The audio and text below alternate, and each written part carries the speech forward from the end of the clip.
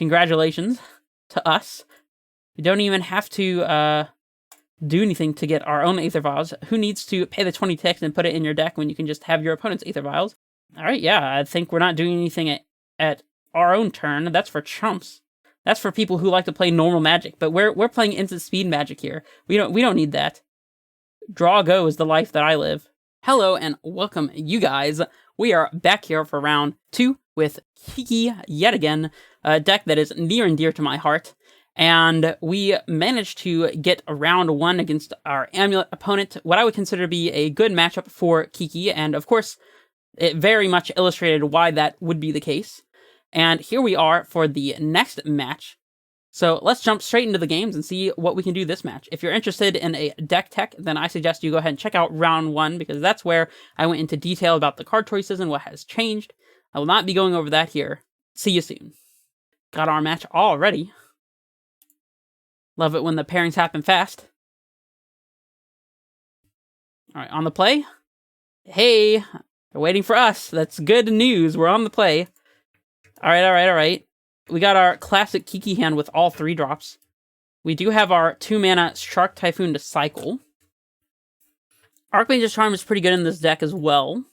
Stealing our opponent's Swift Spear or something like that, although they didn't reveal Alaris, so I'm thinking they could be on a non-aggressive deck, nothing like Hammer Time or whatever, but, you know, I'm willing to keep it. May not be the best. We are haunted by these 2 Cascade Bluffs, but in all honesty, when we have literally any land that's not a Cascade Bluffs to go along, it's generally not too bad of a land to have.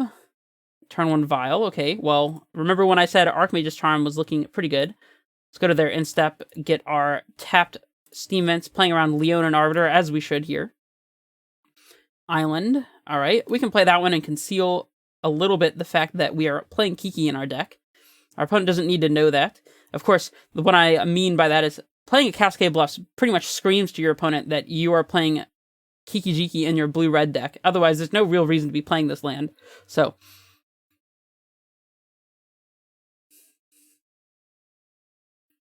ooh, Spirits. Alright, Shacklegeist. Okay. Maybe we want to hold on to the Shark Typhoon, then we can steal our opponent's Vial with the Charm this upcoming turn. And Typhoon as a relevant blocker actually seems very good, so... I don't know if we charm the Vial immediately, though, as our opponent can just slam their Draw Skull Captain in that case, and there's nothing we can really do about it. So perhaps we just hold up Remand here, pass the old turn, and charm to steal the Vial at their instep. We would be playing Spell Queller, that said. So, a little awkward, but... I mean, if they Spell Queller Archmage's Charm, then perhaps we can just draw something to kill a Spell Queller. I don't know if it'll force us to try to steal a 1-drop, though, if the Spell Queller lets us cast Charm. I think we get to choose a new mode, so... I don't know, Spell Queller may not be the end of the world. I'm going to pass it back. It could be wrong. Our opponent also might have the 1-mana Counterspell dude, so they counter us stealing the Vial, untap with a Vial on 2, and a Draw Skull Captain, potentially. That just seems like disaster, so let's not allow that. And now if they tick this up to 2, we don't have to worry about them having a counterspell on a stick here. Although I suppose they'll play a land and not play anything here. So we're still playing into Spell Queller, but we were already playing into Spell Queller by passing, so I don't know. Alright, let's steal this Vial, I think. We'll have a Vial on 3 for our Pestomite. That'll be pretty cool. I guess we gained an additional counter here. It's very easy to forget that we have Aether Vial in play sometimes when we make plays like this, but we'll try to manage. I do think getting this Vial out of play is going to be step 1 in winning, as our opponent just having an insurmountable advantage against us, being able to double their mana practically every turn and play around counterspells very easily, at least until they draw Cavern of Souls, you know, will be more so at parity. We can cash in our Archmage's Charms to counter, or Remand can actually, you know, do something other than cycle. So, probably is worth it. If our opponent wants to go for the Queller, that's fine, I guess. Hopefully we'll top deck a Bolt in that case.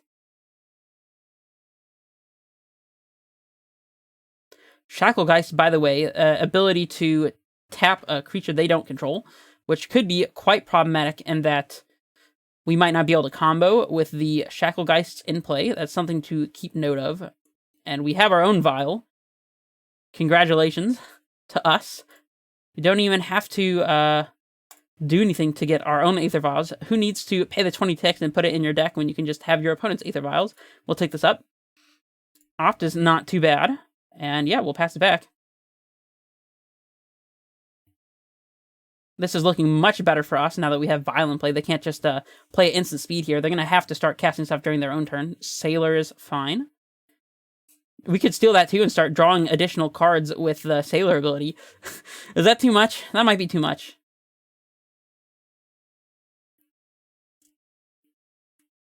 Horizon Canopy. This is most likely not representing Collected Company. This is probably just a cycle land here for when they need additional cards and they have flooded out. It's a very common one to see in Aether Vial decks.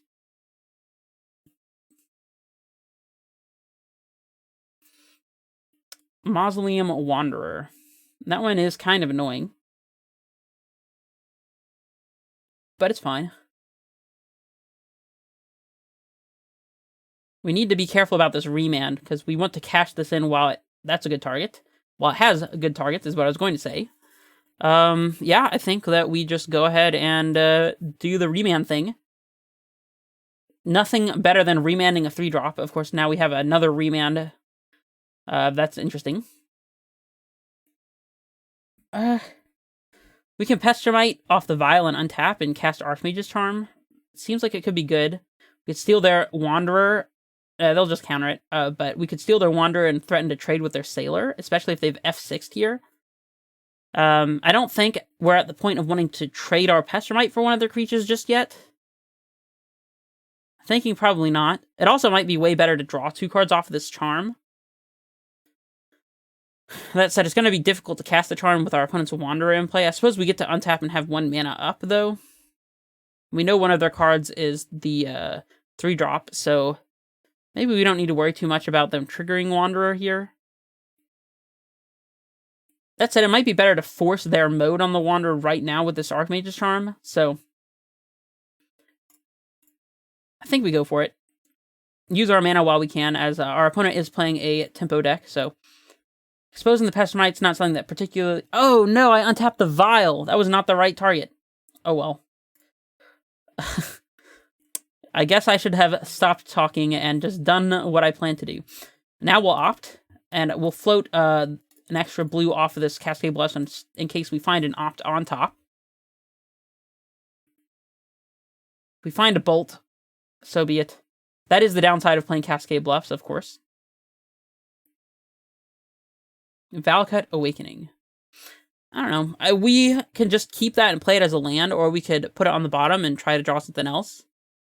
I think we're safe to bottom this for the time being. All right, we want to always know this one now. Always no. Nope. There we go. A fetch land is interesting. Don't think we care to fetch just yet. Do we attack with a Pestermite to trade with a Wanderer? I don't think we do. It's way more valuable that we have a instantaneous I win button in play if we ever top deck a Kiki. Our opponent could have main board paths, but that is something we'll be willing to concede to, I suppose. We could Shark Typhoon for a 3/3 and eat up a Shacklegeist here. We are taking a lot of damage. I think that's probably the best play. If they have a Draw Skull Captain, then that kind of sucks for us, I guess. But in that case, we can always just draw a Kiki and win. And they may not have it. They can also... well, come on. It's not letting me click the additional mana. It's very weird. Oh, it worked. Cool. I don't know what that was.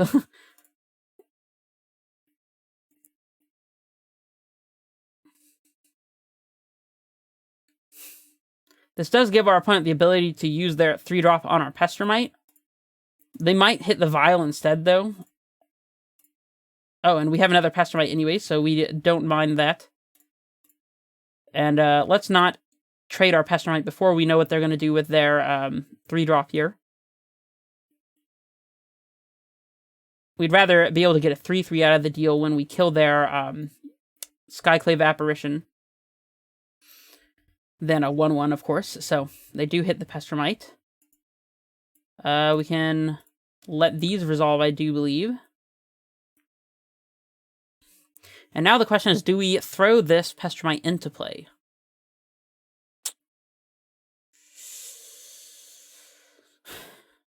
I don't think we need to. We can always put it into play with a Vial this upcoming turn if we do draw Kiki, and if we don't, we can use it to tap one of our opponent's threats and potentially gain an additional turn. So I'm going to say no on that one. Kiki. Snapcaster Mage. Alright, we'll play our land here and take a brief glance at our graveyard. Snap Archmage's Charm looks kind of interesting. Alright, yeah, I think we're not doing anything at our own turn. That's for chumps. That's for people who like to play normal Magic, but we're playing instant speed Magic here. We don't need that. Draw go is the life that I live. Right? We're not using anything in the begin combat phase. This is a very curious attack. They're tapping the Shark. Interesting. So, I mean, we're clearly going to let that resolve. I think we Snapcaster to block the Skyclave, and then hold up Archmage's Charm. Or Remand, even. We can flash and Pestermite to untap a land to have Remand and Archmage's Charm available, so this seems fine to me. And all else failing, we can just draw 2 cards with the Charm. Spell Queller.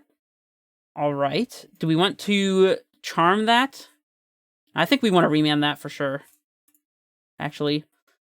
Our mana's kind of awkward here. This is fine, though. We can remand the Spell Queller.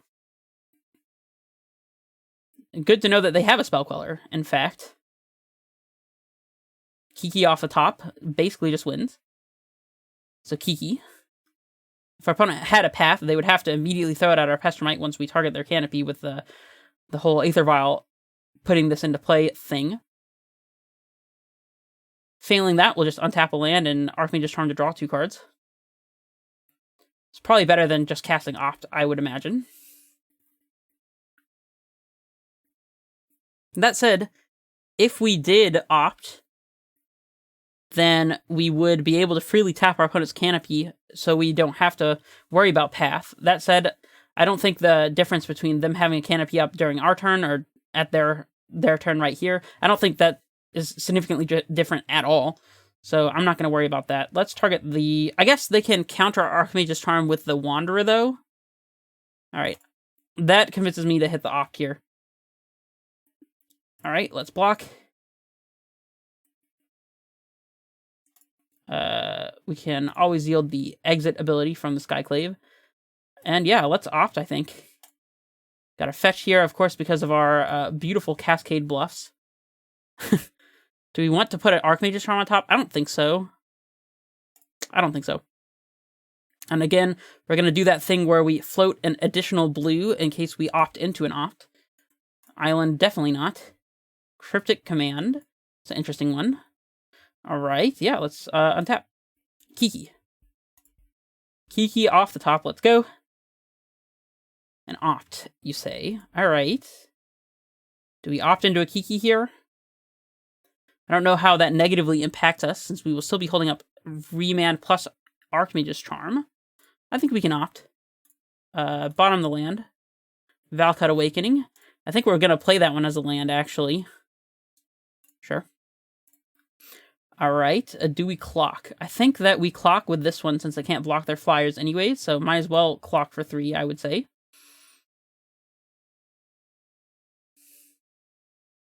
And we can tap draw with our Cryptic, or we can steal the Wanderer or the Sailor here, probably the Sailor, and block the Wanderer and take 2. That plays around stuff. Interesting.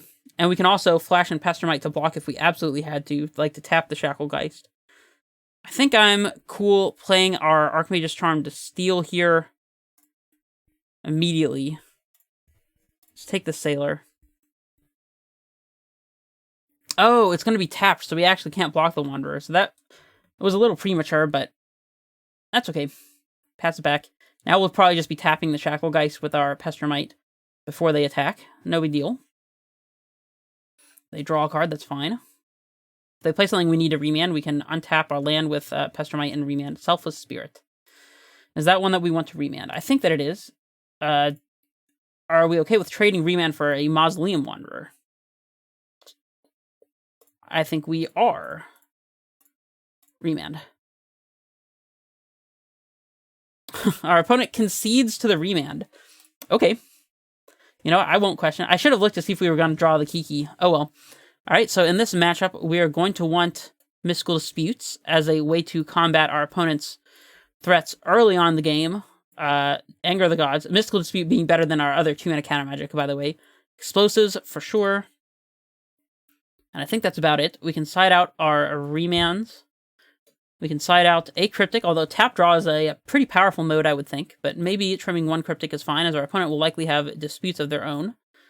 Shock Typhoon's fantastic here. Awakening seems alright. Not the best, but not the worst. We already have a lot of 3-drops, and it's difficult to play into our opponent's threats on their end step, so maybe not on that one. Trimming down to 2 Valcuts seems fine.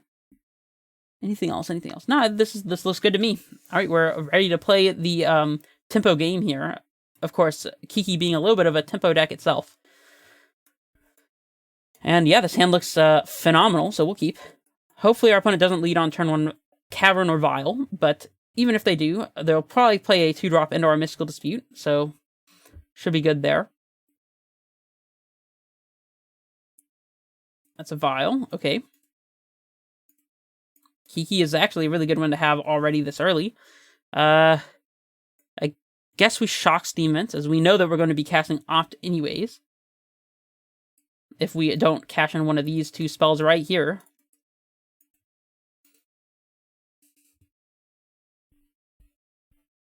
If our opponent wants to trade a Mausoleum Wanderer for our Opt, then that's probably fine with me. I think the Opt is really not that big of a deal. We'll definitely get this dispute out of our hand as fast as possible, as our opponents will quickly make that dead with their Vial and potential Cavernous Souls. This is why we have Dispute, by the way, is because exactly this. It's very good against our opponent's early cards, and late in the game, it's unlikely to matter. So, better to have a little bit of interaction that plays around our opponent's possible disputes or spell callers or whatever pretty efficiently without needing to commit too heavily to having counter magic in the first place. So, that's why I like Dispute in this matchup. Also, it's going to be very good if we can get our opponent's Vial out of play and they don't happen to have a Cavern in play, or they're trying to play multiple threats a turn and just can't Cavern through everything, which does happen.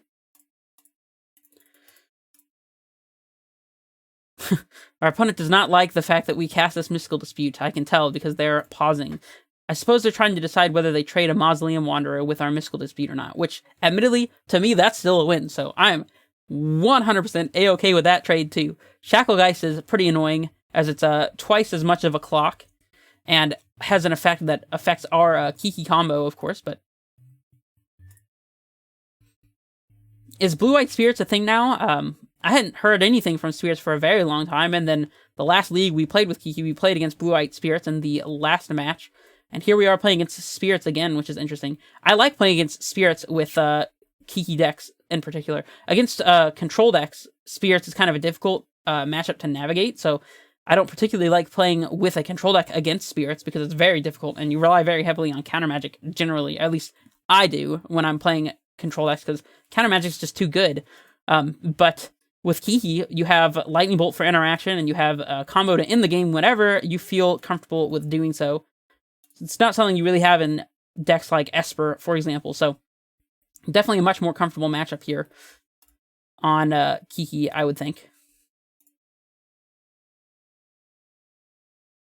I was about to yield through the turn, but I realized our opponent could flash in a Wanderer that makes us want to bolt it. I don't know. If they had a Wanderer, the problem with using the Lightning Bolt on the Wanderer immediately is that that bolt might need to tag a Drogskull Captain before its Captain Friend comes into play. But if we just let our opponent untap with a Wanderer and play a Vial on 2 and a Captain, they could have Captain plus Rattle Chains and then still have backup counterspell protection with a Wanderer. So I think if they do put a Mausoleum Wanderer into play here, we'll probably be forced to Lightning Bolt it, which is pretty sad, but is the case. That way we could top deck a Bolt to snap Bolt the Drogskull and just say, you can have a Selfless Spirit or Rattle Chains, and if you do, then we'll be in a bad shape, but that's the way things are. I just don't know. I guess we could potentially Bolt a Captain if they don't have a Rattle Chains, so maybe it's correct not to Bolt. I don't know. We could also opt on their instep, digging for another Bolt effect or something like that to inform whether or not we want to throw a Bolt at a Wanderer. I suppose if they do have a Wanderer here, then we might as well just pass and Bolt the Wanderer during their turn anyways. So, I don't know. A little bit complicated, but that's cool. Our opponent seems to be just kind of waiting out here. I'm going to pause 1 second here. All right, we are back here. Made it to our in-combat phase. And I'm apparently rocking the little stool that my laptop is sitting on right now. I think we Bolt a Wanderer during their turn.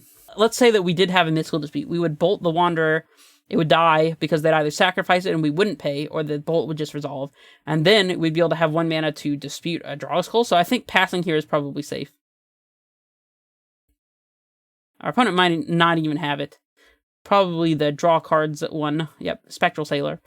That is the one I'm thinking of. I actually like this card quite a bit, by the way. It's just a flash flying 1/1, but it does the job. I think our opponents in these matchups spend a little too... What? They just conceded, huh? I guess they are flooded on lands or something here. Let's see what we would have drawn. Pestermite, land, Bolt.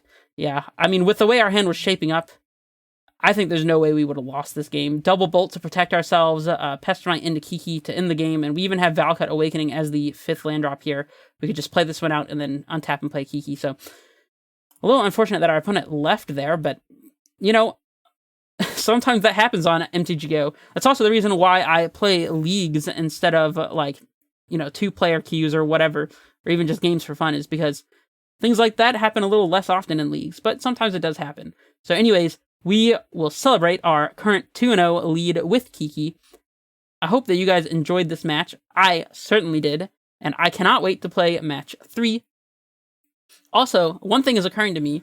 Part of the reason for playing this league out was that we wanted to get a more balanced view of the different matchups that Kiki could potentially face, and one of those that we were keeping in mind is the black-green mid-range matchup. But to be honest, Jund and Black-Green have not been around for a while now, and it's possible that Kiki is the best positioned it's ever been, considering there's a very little mid-range actually happening at the moment. It just gets crushed by Uro and Omnath. So there's not really much of a reason to be playing Black-Green mid-range decks, and maybe this is a good environment to be playing Kiki in. That's just a little bit to chew on, but regardless, we will see how good it is in the meta when the next couple matches come our way. I'll see you guys then. This is Red Face Menace, signing off.